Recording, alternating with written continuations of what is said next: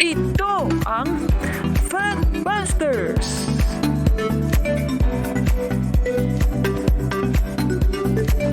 Sa puntong ito ng ating programa, kung hindi ka pa nakasubscribe, pakiclick po ng subscribe button at ang notification bell para updated po tayo sa ating mga susunod na videos.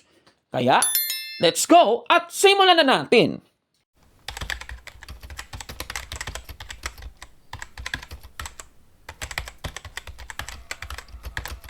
Alam niyo, importante yung gawa eh. Importante yung gawa. Doon tayo makikilala sa ginawa natin eh. Ba? Doon tayo, yun ang dahilan kung papasok tayo sa langit o hindi. Alam niyo kung anong basehan kung papasok ka sa langit o hindi. Hindi yung magaling ka sa Biblia, hindi yun. Yung pagdating mo doon sa langit, sasabihin, Lord, ako ba? Magaling ho ako magsalita. Ha? Kabisado ko ho ang Biblia. Mga ganyan, ho? Ang mga simbahan ho namin ay punong-puno, ng mga matutulis ang simbahan namin, mga ganyan, di ba? Magaganda ho yung simbahan namin, isang kulay, di ba? Mga ganun. O ako ho naman, Panginoon nagtayo ako ng maraming radio station, mga ganyan. Marami ho akong followers na nagtitinda ng puto at bibingka doon sa airport, ganyan, di ba? So, di ba? Parang ganyan. Hindi umuwi pagmamalaki yan. Tatanong ni Lord, ito, nakasulat sa Matthew 26 di ba? Whatever you do to the least of my brothers, that you do unto me. Di ba hinati ng Panginoon yung mga kambing nasa kaliwa at yung mga tupa nasa kanan? O nung pinagbasihan, ba't yung iba pupunta sa langit, yung iba punta sa impyerno? Hindi yung kung magaling ka sa Bible, hindi yun. Hindi yung pagbabasihan na ikaw ay announcer sa Radyo Veritas, hindi yun. Pag akyat ko sa langit, tatanong ko, anong ginawa mo sa lupa? Sabi ko, Lord, host po ako sa Healing Touch. Ano yun? Kita mo? Hindi yun ang Pero pag sinabi mo kay Lord, Lord, sinunod ko yung sinabi nyo, when I was hungry, you gave me food. When I was thirsty, you gave me drink. Di ba? Gawa. Yun ang pagbabasihan, hindi yung gawa, kundi yung gawa. Yun ang pagbabasihan. Kaya importante ho yung works Ayun ang sinabi natin, pero lalo sa panahon natin yan, di ba? Doon ka makikilala sa mga works mo. Diyan nakilala ang simbahang Katoliko. Diyan nagsimula ang simbahang Katoliko. Hindi sa mga doktrina, kundi sa mga gawa ng mga Katoliko noong araw, ng mga Kristiyano. Ano yung gawa nila? Self-sacrifice, ganyan. Noong araw, walang pumupulot sa mga may sakit na namamatay na lang, matatanda sa kalye. Pinulot ng mga Kristiyano yan, inalagaan nila. Nagulat yung mga pagano, sabi nila, ang ginagawa nito mga ito? Ang mamatay na ito. Kukunin pa nila, aampunin pa nila. Ganun mga Kristiyano nung araw. Doon ka makikilala sa gawa. Tatandaan niyo yung madre. Nung araw, yung mga madre, yung belo nila, ang haba-haba. Di ba? Kulay itim. So may isang madre, naglalakad dun sa Quiapo, medyo gabi na ng kaunti. May nakasalubong na lasing. Sabi nung lasing dun sa madre, Hoy, kilala kita. Sabi ng madre, talaga? Oo, kilala kita. Sabi niya, hindi ba ikaw yung tumutulong sa mga mahihirap? Sabi ng madre, tumutulong sa mahihirap. Hindi ba ikaw yung nagtatanggol sa mga naaapi? Kaya, sabi ng madre, ako yun. Sino ako? Sabi ko na hindi ba ikaw si Batman? Sabi niya, kasi nakaitim. Biro mo na pa. Pero doon ka makikilala Kay madre ka, kay Batman ka, doon ka makikilala sa ginawa mo. Di ba? Alam nyo, yan ay may pagmamalaki natin Alam nyo ang pagkakaiba natin sa Iglesia ni Cristo at sa mga born again, sa mga protestante at mga kung sino-sino pang sekta. Alam nyo kung anong malaking pagkakaiba natin. At yan pinagpapasalamat natin sa Diyos. Hindi doktrina Ang pagkakaiba natin yung mga madre. May madre tayo Sila wala. May madre kayo? Anong ginagawa ng mga madre? Ako, laking madre ako. Nag-aaral ako sa eskwelahan Buti lang, nagpare ako. Bala ko magmadre. Bawal Saan ka naman nakita? Ba't ako magmamadre? No? Dominican sisters. Lumaki ako sa kanila. Alam niyo anong ginagawa ng madre? Yung mga hindi kayang gawin ng mga pare. Alam nyo, mga kapanalig ko na sinasabi ko. You have a sister in every part of the Catholic Church. Ay, kita mo, orphanages, home for the aged. Nakita ba niya yung mga madre ni Mother Teresa? Yung mga inaalagaan nila doon? Yung amoy ay grabe. Ha? Nahiya akong maglagay ng face mask sapagkat yung mga madre, walang face mask. Tumutulong doon sa mga taong halos inabandonan ng mga tao ng lipunan. Oh. At yung mga madre doon, hindi naliligo. Hindi naliligo. Kasi nung araw na inassign ako dyan na magpakumpisal eh. Oh. Kaya pag nagpapakumpisal ako sa mga madre yan, marami dyan, Bombay na madre. At di sila naliligo. Talagang self-sacrifice.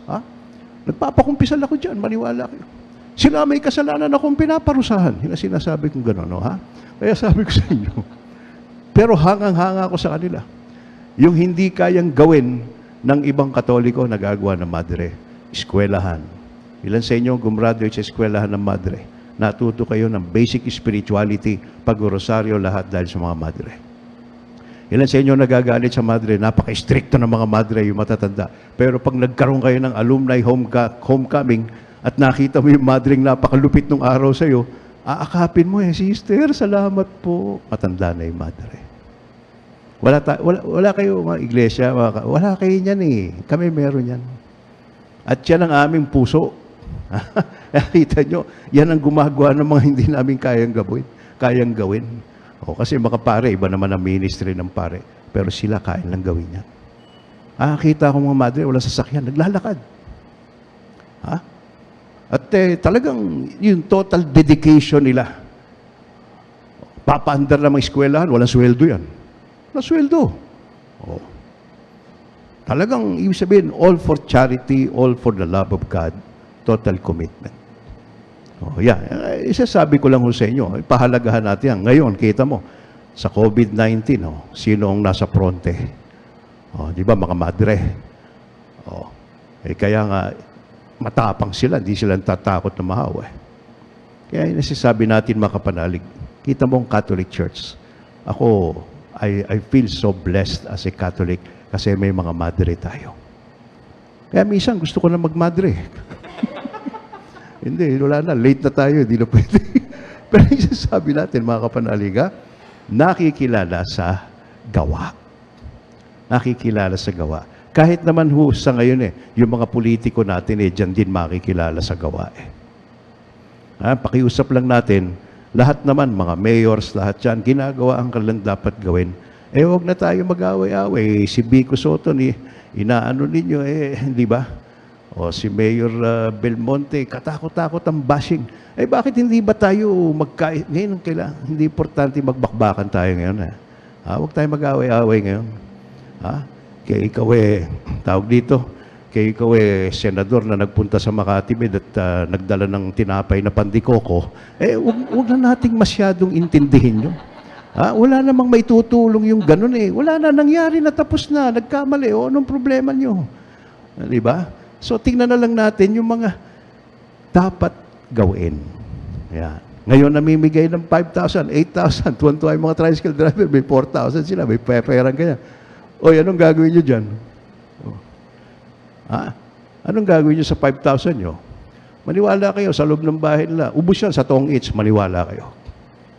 Dapat bago nyo binigyan ng 5,000, 8,000 yung mga yan, tinuruan nyo muna kung anong gagawin nila dyan. Sandali lang yan, maniwala kayo, yung pera na yan. Kaya yun ang sabi natin, tingnan natin yung mga totoong gawa. At dyan mo makikilala ang tunay na worth ng tao. Kaya kay Jesus, hindi importante magaling ka sa Biblia, magaling ka sa ganito, ganyan, ikaw hindi importante kay Lord yun It is not those who cry out, Lord, Lord, that will be saved. Sabi na malinaw, Mateo 26, maliligtas tayo. Kung yung ginawa ni Jesus na nagpatunay na siya anak ng Diyos, ay gagawin din natin. Alam nyo, minsan, meron isang lalaki, naglalakad, nadulas, nahulog dun sa balon, natuyo. Yung tuyong balon, yung walang tubig, no? At medyo malalim yung balon, di siya makalabas. Dumating yung pinaka-head rabbi ng mga Hudyo. Nakita siyang ganon, sabi niya, Oy, Anong ginagawa mo dyan? Nahulog po ako rito eh. Huwag kang magalala. Ha? Hahanapin namin kung sino yung naghulog sa iyo dyan. Igaganti ka namin. So, malis siya. Andun pa rin yung mama. Igaganti raw eh. O, sige. Maya-maya dumating si Buddha. Ano ba si Buddha, no? Si Buddha. O, tiningnan ni Buddha. Diyan ka lang, ha? At ako'y magme-meditation. At iisipin ko, magme-meditate ako, bakit ka nahulog dyan? Ganyan, no? So, iniwan niya. Dumating naman si Confucius. Confucius, no? Parang Diyos sa mga Chinese, eh, no? Nakita ni Confucius, sabi niya, kasalanan mo yan, tatanga-tanga ka, no? Hindi mo tinitingnan dinadaanan mo. Next time, titingnan mo yung dadaanan mo. O, sige, malis. Andun pa rin yung lalaki. Dumating si Jesus. Pagdating ni Jesus, niha-niho, walang salita. Iniabot yung kamay niya. Iniangat yung lalaki. Alam niyo mga kapanalig, yan ang Diyos natin. Yan ang Diyos natin. Pinagmamalaki natin. At yun ang gusto niyang gawin sa atin. Ang gawa, ang importante sa lahat. At ito, inihalimbawa sa atin ng isang precious na ikangay treasure ng ating simbahang Katoliko, ang mga madre. No? Very precious sila sa buhay ng Katoliko. Dahil yung kamay ni Jesus na gumagawa, no? Sila yon. At kaya nating gawin yon, tayong lahat. Dahil dun tayo maliligtas at dun maliligtas ang ating sambayanan.